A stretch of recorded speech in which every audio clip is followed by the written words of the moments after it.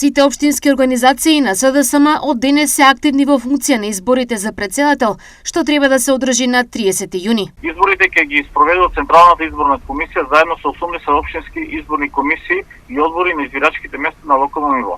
Можност за гласање ќе имаат сите членови на СДСМ кои активно ќе се регистрираат. Како ќе се одвива регистрирањето? Членовите ќе можат активно да се регистрираат преку две опции, преку онлайн алатката на активна регистрација, која што ќе биде достапна на интернет страницата на СДСМ од денес, од понеделник 3.6.2024 година, и втората опција е преку општинските организации на СДСМ.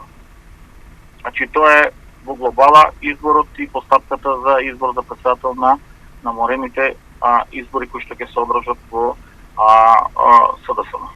Во контекст на изборите, сите документи се јавно достапни. Сите документи од денес ќе бидат јавно достапни на официјалната страница на СДСМ, тоест sdsm.org.mk.